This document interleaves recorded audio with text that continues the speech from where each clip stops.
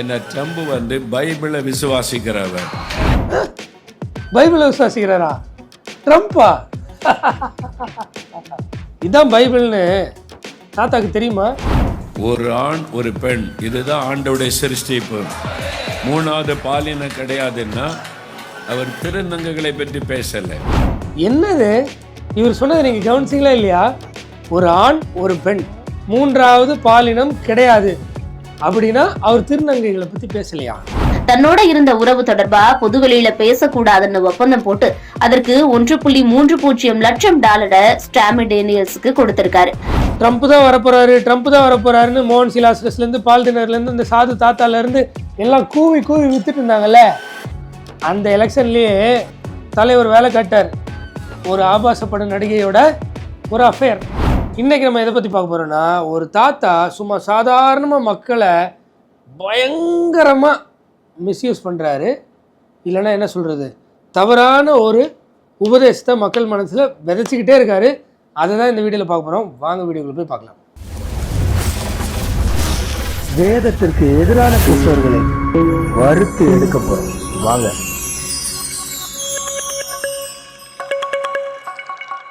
நல்லா கவனிங்க.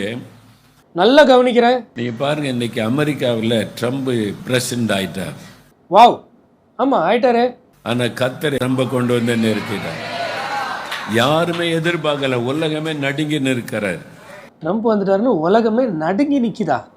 அப்படி ஒன்றும் தெரியலையே. என்ன ட்ரம்ப் பைபிளை விசுவாசிக்கிறவர். பைபிளை விசுவாசிக்கிறாரா? ட்ரம்ப்பா? இதான் பைபிள்னு தாத்தாக்கு தெரியுமா? இயேசுவின் நாமத்தை விசுவாசிக்கிறவர். இன் காட் வி ட்ரஸ்ட் அப்படின்ற ஸ்லோகனை கொண்டு வந்ததுனாலையோ இல்லைனா இன்னும் சில விஷயங்களை செஞ்சதுனால இயேசு விசுவாசிக்கிறாருன்னு அர்த்தம் கிடையாது. அது மாத்திரம் இல்லை, ஒரு வந்த உடனே முதலாவது சொன்னது அமெரிக்கர்களை நடுங்க பண்ணின விஷயம், உலகத்தை நடுங்க பண்ணின விஷயம் ஒரு ஆண் ஒரு பெண், இதுதான் ஆண்டவுடைய சிருஷ்டிப்பு. மூணாவது பாலினம் கிடையாதுன்னா அவர் திருநங்கைகளை பற்றி பேசலை. என்னது இவர் சொன்னதை நீங்கள் கவனிச்சிங்களா இல்லையா? ஒரு ஆண் ஒரு பெண், மூன்றாவது பாலினம் கிடையாது அப்படின்னா அவர் திருநங்கைகளை பற்றி பேசலையா? ஆப்வியஸாக ஜெண்டர் ஐடென்டிட்டி பற்றி தான் பேசுகிறாரு. பை பர்த் நீ ஒரு மேலாக இருக்கலாம், இல்லைனா நீ ஒரு ஃபீமேலாக இருக்கலாம், ஆணாக இருக்கலாம் இல்லை பெண்ணாக இருக்கலாம், அதற்கு அப்பாற்பட்டு எந்த ஜெண்டர்ஸும் கிடையாது அப்படின்னா டிரான்ஸ்ஜெண்டர்ஸ் இல்லைனா என் நம்பர் ஆஃப் ஜெண்டர்ஸ் இருக்கிறதா சொல்கிறாங்க இல்லையா, அது எதுவுமே கிடையாதுன்னு சொன்னார். சரி, திருப்பி ஒரு வாட்டி தாத்தா என்ன சொன்னாருன்னு கேளுங்க. ஒரு ஆண் ஒரு பெண், இதுதான் ஆண்டவுடைய சிருஷ்டிப்பு. மூணாவது பாலினம் கிடையாதுன்னா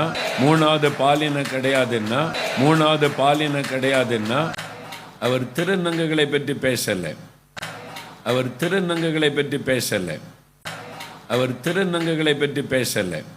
நல்லா கவனிச்ச தாத்தா. திருநங்கைகளை பற்றி அவர் சொன்னது நோ கே நோ லெஸ்பியன்.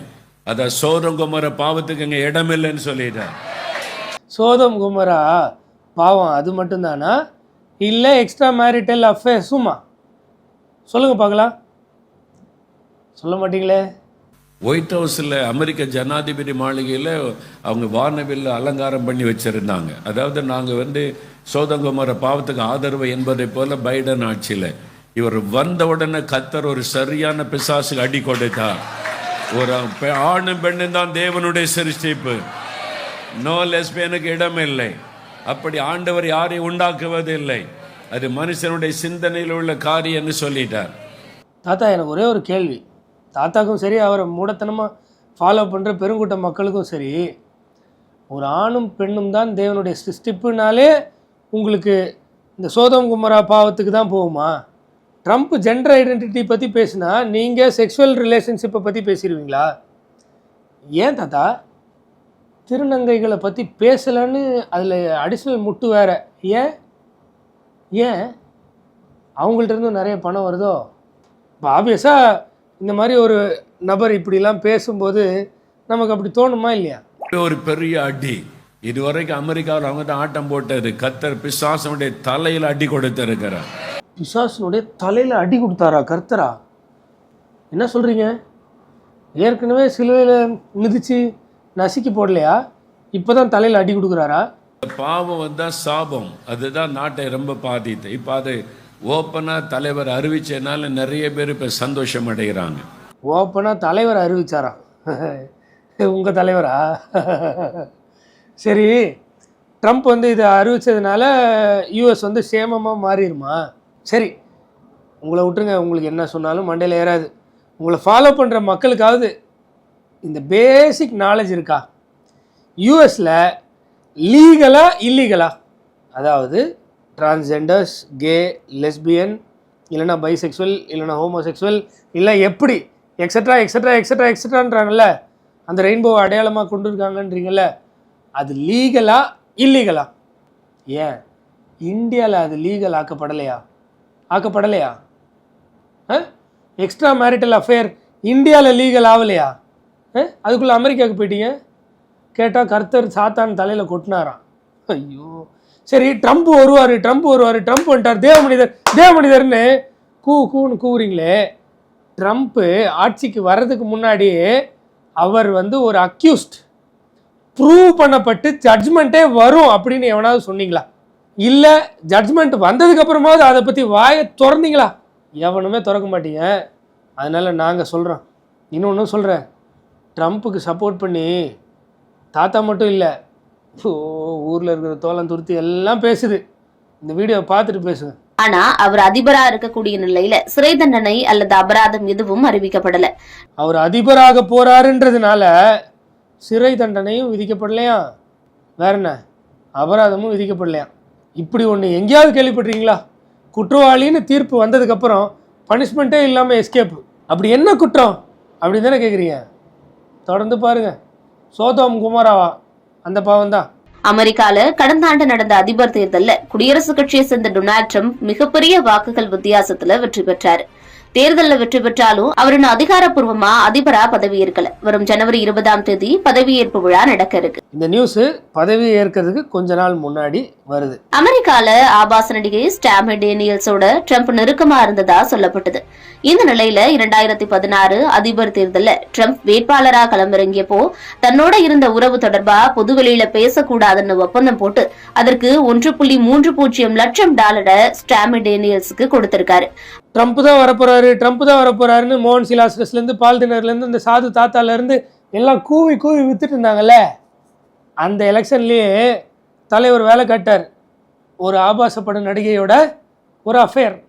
அது அமெரிக்காவை பொறுத்த வரைக்கும் லீகல் அஃபேர். ஆனால் நம்ம வேதத்தின் அடிப்படையில் அது இல்லீகல் அஃபேர். சரியா? ரொம்ப மோசமான விஷயம். அதுவும் யார் கூடனா ஒரு என்ன சொல்கிற ஒரு பான் ஆக்ட்ரஸ், ஆபாசப்பட நடிகையோட. அதோட நிறுத்தலை.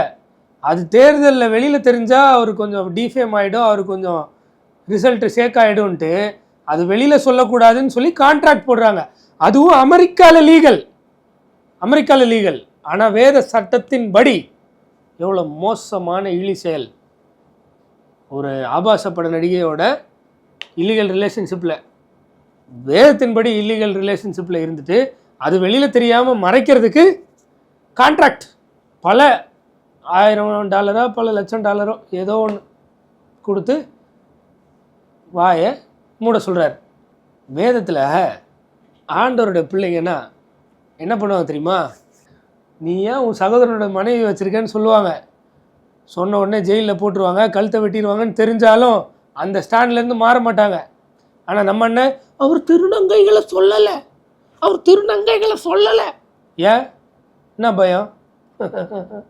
இந்த நிதியை தேர்தல் நிதின்னு கணக்கு காட்டினதா சர்ச்சையில சிக்கினாரு. இந்த வழக்கு நியூயார்க் நீதிமன்றத்துல நடந்து வந்தது. இதுல மொத்தமா 34 குற்றச்சாட்டுகள் முன்வைக்கப்பட்ட நிலையில ட்ரம்ப் குற்றவாளின்னு நீதிமன்றம் அறிவிச்சது.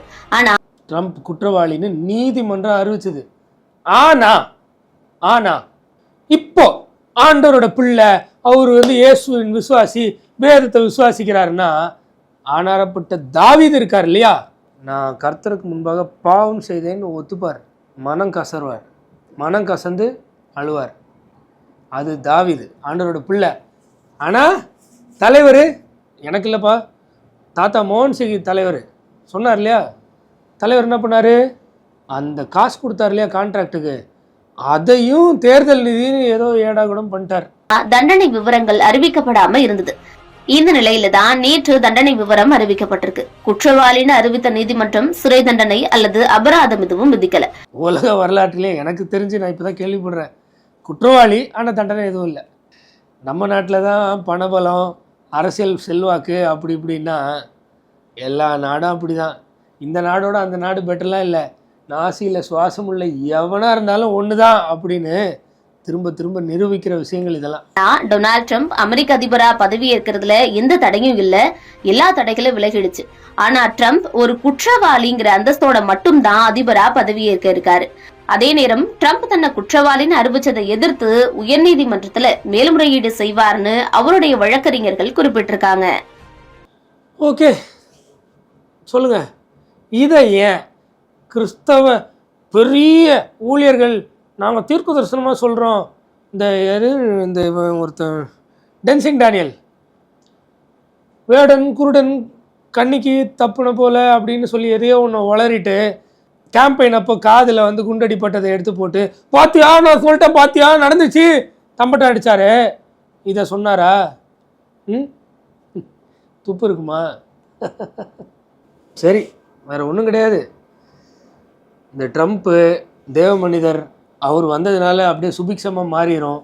இது எல்லாமே மூட நம்பிக்கை, முட்டாள்தனம். சரியா? நம்ம நாட்டில் பிரதமராக மோடி வந்த மாதிரி இன்னொரு நாட்டில் இன்னொருத்தர் வந்த மாதிரி அந்த நாட்டில் அவர் வந்திருக்கார். அவ்வளோதான். அதில் எந்த டிஃப்ரென்ஸுமே கிடையாது. ஏன்னா உண்மையாகவே நாசியில் சுவாசம் உள்ள யாரையும் நம்பாதேன்னு ஆண்டவர் சொல்கிறார். இங்கே என்னடானா அவர் தேவ மனிதர், அவர் வந்துட்டார், நாட்டையே மாற்றிடுவார், சாத்தானுக்கு கொட்டு. ஐயோ, இனியும் இந்த மாதிரியான கள்ள தாத்தாங்க பின்னாடி சுற்றுறீங்களே, உங்களெல்லாம் என்ன சொல்கிறது?